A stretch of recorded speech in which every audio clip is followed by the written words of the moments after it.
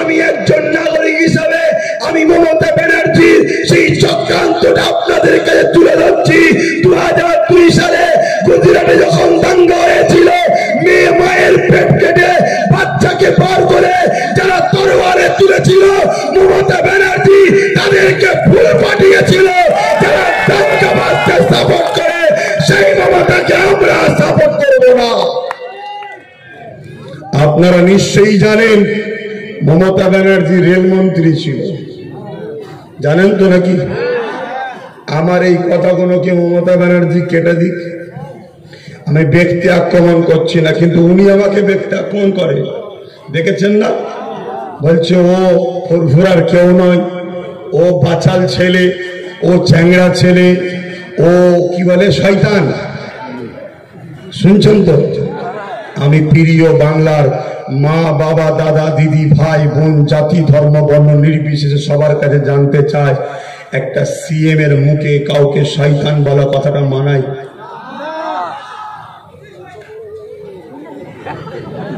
Public দিচ্ছে, ওর মুখে মানায়, ওর মুখে মানায়, সিএম এর মুখে মানায় না।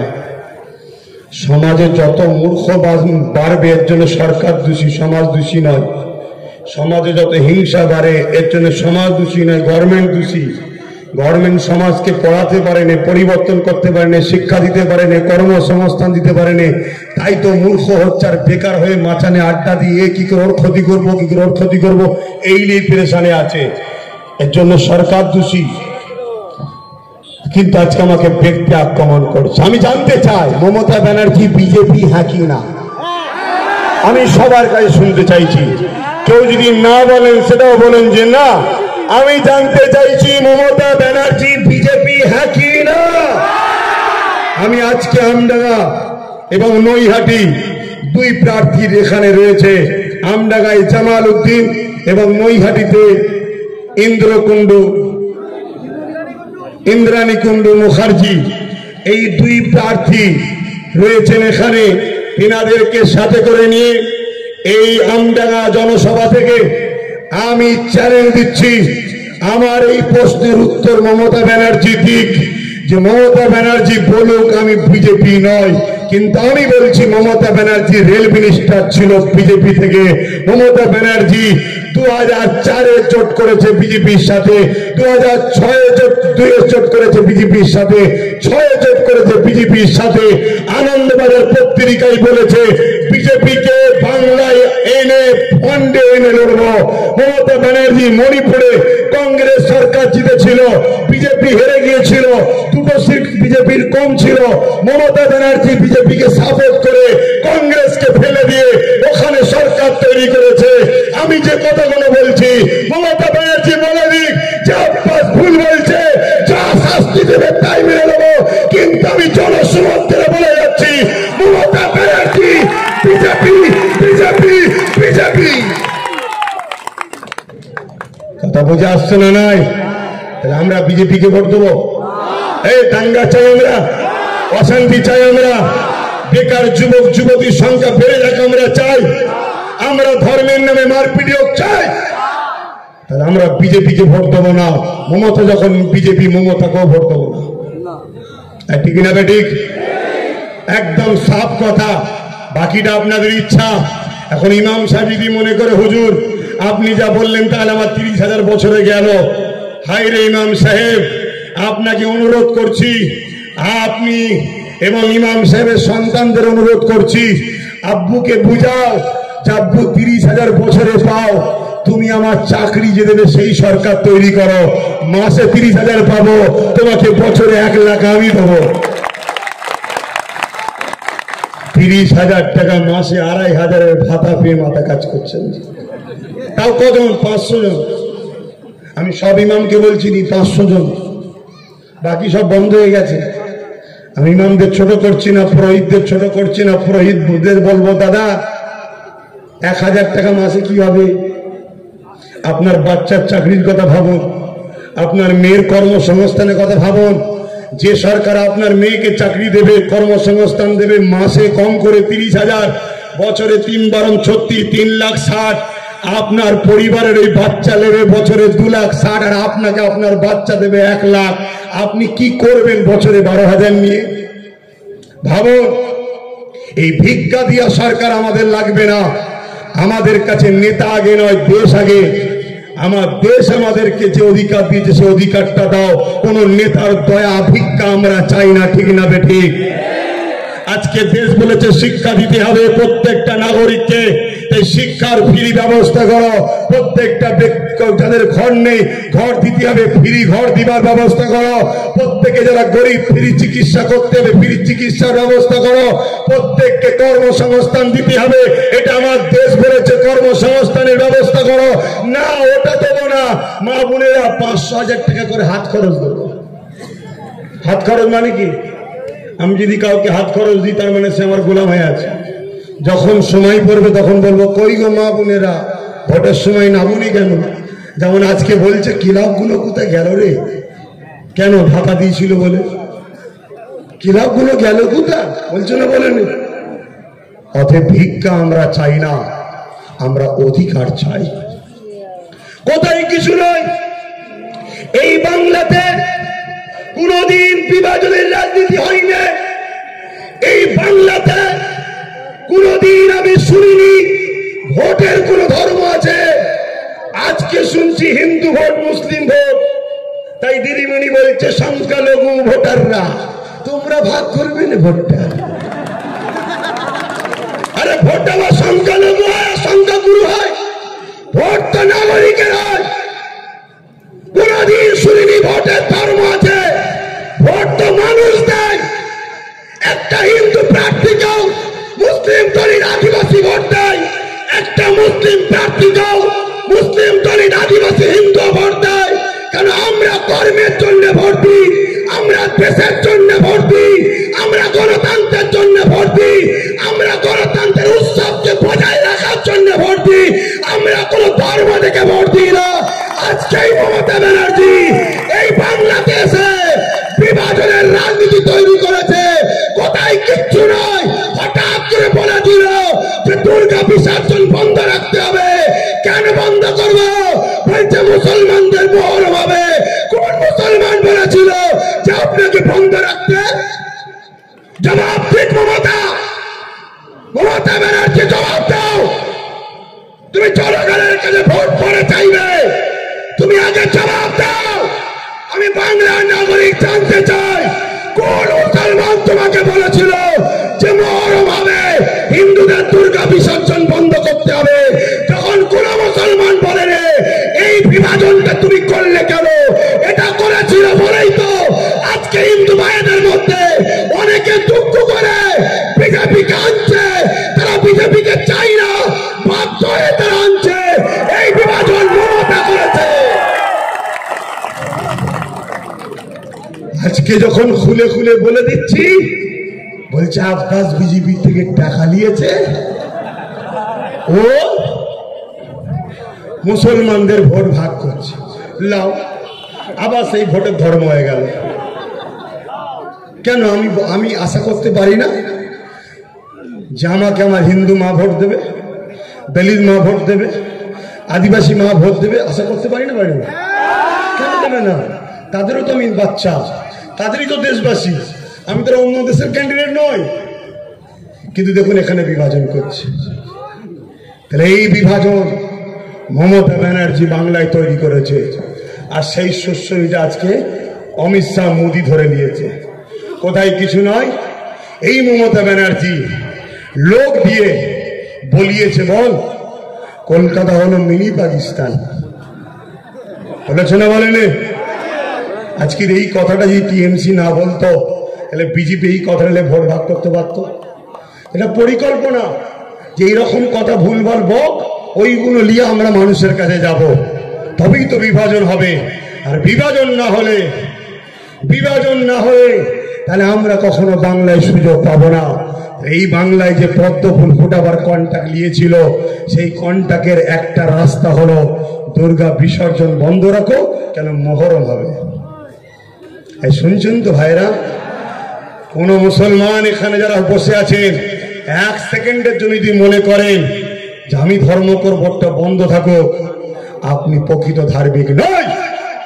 কোন জায়গাতে নেই যে আপনি আপনার তপরে ধর্মকে রুখতে পারবেন, এটা ইসলাম শিখাই না। আজকে মমতা ব্যানার্জি এইভাবে আমাদের মধ্যে ডিভাইড তৈরি করেছে, সেই ডিভাইডটাকে পুনরায় রিকভার করার জন্য বাম কংগ্রেস আইএসএফ সংযুক্ত মোর্চা তৈরি হয়েছে। এখানে ধর্মের কথা চলে না, এখানে কর্মের কথা হয়, এখানে চাকরির কথা হয়, এখানে কলকারখানার কথা হয়, এখানে মানুষের স্বাধীনতা, তার যে অধিকার, ওই অধিকারকে পাইয়ে দেওয়ার কথা হয়। আপনাদেরকে অনুরোধ করব, 2021-এর ভোটটা বুঝে বুঝে দেবেন, বুঝে বুঝে দেবেন, আর না হয় ঠকতে হবে।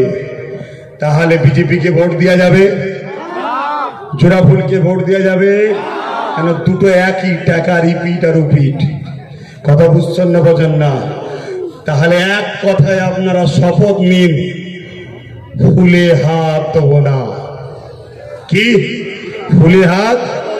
পার্কে লেখাটাকে দেখেন না, ফুলে হাত দেবেন না, দিলে আইনত অপরাধ বা এত টাকা ফাইন, তাই তো নাকি? আর এখানে ফুলে হাত দিলে ফাইন কি? আসামের মতো ক্যাম্পে থাকতে হবে।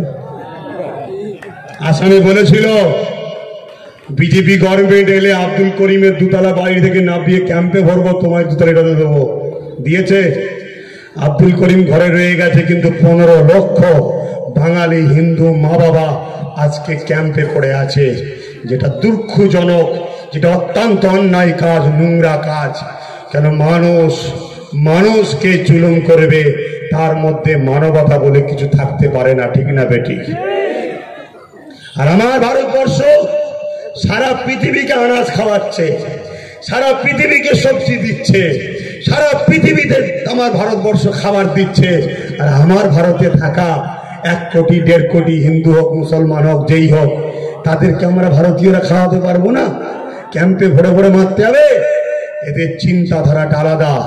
এদের টার্গেট কিন্তু 1 কোটি 1.5 কোটি নয়, এদের টার্গেট হলো 70 থেকে 75% গরিবকে ক্যাম্পে ভরে গলায় গুলামের বেড়ি পরিয়ে কীতদাস বানাবে, আপনাদের সম্পদগুলোকে দখল করে পুঁজিপতিদের হাতে তুলে দেবে, এরা সময় মতো দেশ ছেড়ে পালিয়ে যাবে।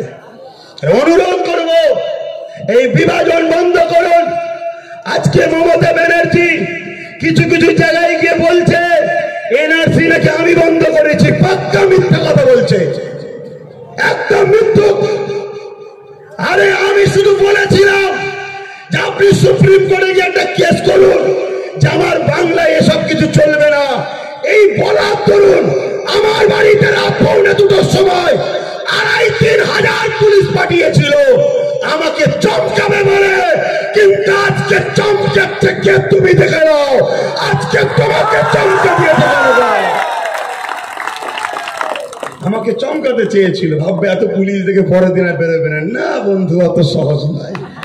দেশ আমার সাথে আছে, আইন আমার সাথে আছে, জনগণ আপামর জাতি ধর্ম বর্ণ নির্বিশেষে আমার ভারতের নাগরিকরা আমার সাথে আছে, ঠিক না বেটি? কেন পাঠিয়েছিল? শুধুমাত্র এই কথাটা বলার জন্য সুপ্রিম কোর্টে আপনি যান। আমার তো মাথায় লাগলো না, হঠাৎ করে একটা আমি একটা দাবি করতেই পারি, কি দাবি করতেই পারি যে আপনি একটু সুপ্রিম কোর্টে যান। ঠিক এরকমই কথা বলেছিলাম, সুপ্রিম কোর্টে যান, তো অনুরোধ করতেই পারি। একটা বাংলা সিএম ছিলেন তিনি, অনুরোধ করতেই পারে। তো তোমাকে আর সিএম বানাচ্ছি না, তুমি যত লাফালাফি করো তোমার এই খোঁড়া ঠাং আর আমরা দেখবো না। তো সেই জায়গায় আমার বাড়িতে পুলিশ পাঠালো। আমি চিন্তা করছি কেন পাঠালো, ভালো করে তদন্ত করে দেখছি 2005-এতে সর্বপ্রথম এনআরসির জন্য যে স্পিকারকে কাগজ ছুঁড়ে মেরেছিল তার নাম হলো মমতা ব্যানার্জি। কথা বুঝে আসছে না? নাই এই বাংলা এনআরসি সর্বপ্রথম কে করতে চেয়েছিল? মমতা ব্যানার্জি। আজকে নাটক করছো, নাটক। আরে এই বাংলায় আজও যদি এনআরসি না হয়ে থাকে, কেন হয়নি শুনে রেখে দাও। একটাই কারণে হয়নি, সেটা হলো সুপ্রিম কোর্টে কেস চলছে। কোন জায়গায় কেস যখন চলছে সেই কেসকে ছেড়ে রায় না হওয়া পর্যন্ত ডিঙিয়ে আসতে কেউ পারবে না। তাহলে সুপ্রিম কোর্টে কেস করলো কে? বাংলার লক্ষ কোটি মায়ের সন্তান, বাংলার লক্ষ কোটি বাপের ভালোবাসার সন্তান, আমাদের সকলের আইস ইন্ডিয়ান সেকুলার ফ্রন্টের চেয়ারম্যান পীরজাদা নওশাদ সিদ্দিকী কেস করেছে, মমতা ব্যানার্জি করেনি। কথা বুঝে আসছে? জেনে রেখে দেন, না জানেন নওশাদ সিদ্দিকী কেস করেছে, আমি পাঠিয়েছিলাম, যাও কেস করো। কেন? আমি কোন রাজনীতির লোক নই। আবার বলছি, কোন রাজনীতিতে আমার কোনো পদ নেই, কোন রাজনীতিতে আমার কোনো পদ নেই, কেউ দেখাতে পারবে না। আমি একটা নাগরিক, আমি ভালোবাসি আমার বাংলার মাকে, বাংলার বোনকে, বাংলার ভাইকে, বাংলার দাদাকে, বাংলার দিদিকে, বাংলার বাচ্চাদেরকে ভালোবাসি। সবচেয়ে বড় কথা, আমার প্রশাসন বন্ধুরা রয়েছেন চারিদিকে, একটু শুনবেন। আপনিও মানুষ, আমিও মানুষ। আপনি প্রশাসনের ডিউটিতে আছেন, আপনি দেশকে, দেশবাসীর ভেতরে, ভৌগোলিক ভেতরে আপনি নিরাপদে দিচ্ছেন। আপনি আমাদের ঘরে, আপনাদেরকে সম্মান করি, শ্রদ্ধা করি, ভালোবাসি। কিন্তু ভুলে যাবেন না এই মধ্যম গ্রামে অমিতাভ দাদার কথা।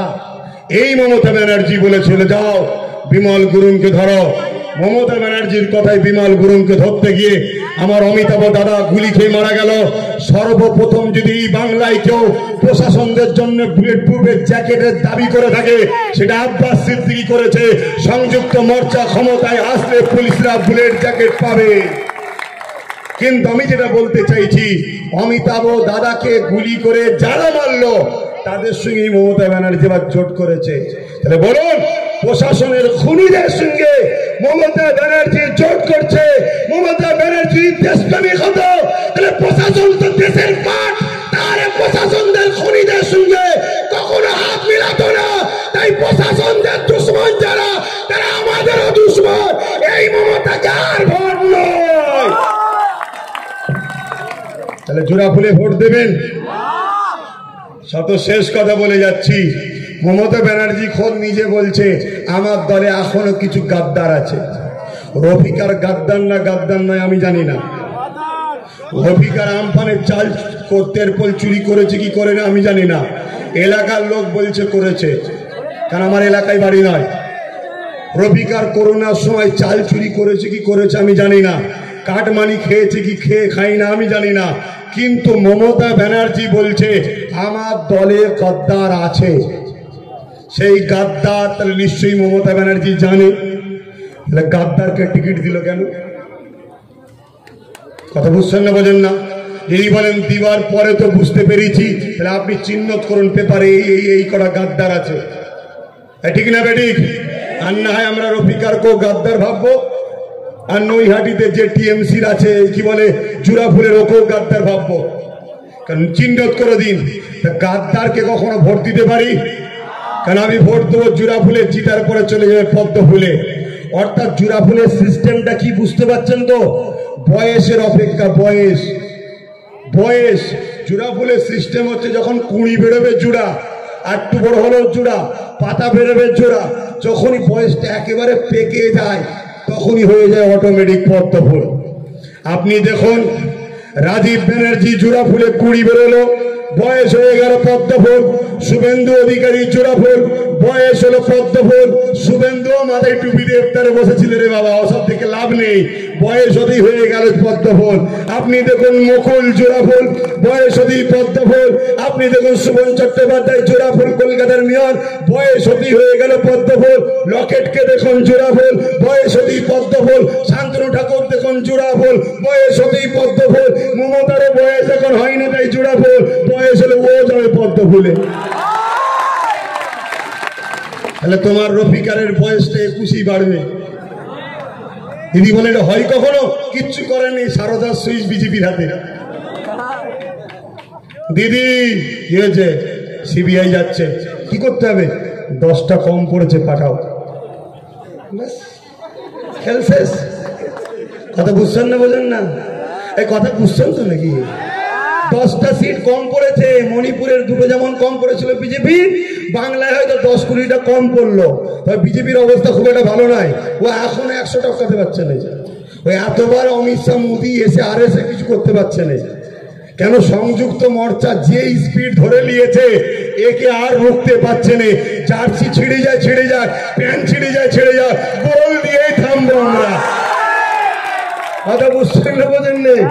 অতএব সংযুক্ত মোর্চায় বিজেপি থেকে আসছে, টিএমসি থেকে আসছে সব ভোটাররা সব ছেড়ে দিচ্ছে। না রে, এদিকে যে লাভ নেই, সিঙ্গুরের কারখানাটা হলে কত লোকের উপকার হতো, কোনো উন্নয়নের নাম নেই আর নেই। শুধু এ বলছে তুই খামের মধ্যে টাকা চুরি করেছিস, এ বলছে তুই গামছার মধ্যে চুরি করেছিস, ও বলছে তুই গরু চুরি করেছিস, এ বলছে কয়লা চুরি করেছিস, ও বলছে তুই প্লেন চুরি করেছিস। এ শুধু চোর চোর চোর চোর চোর চোর চোর, শুধু চোরেরই গল্প শুনছি।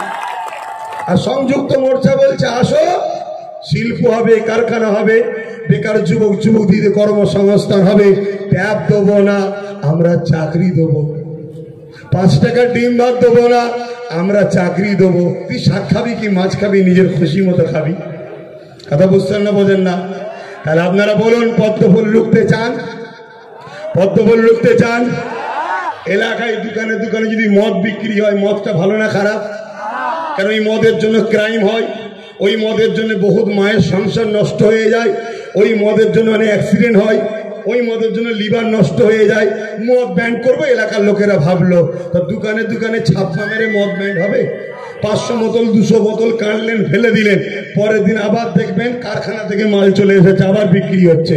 আবার কাটলেন, ফেলে দিলেন, আবার কারখানাতে চলে আসছে।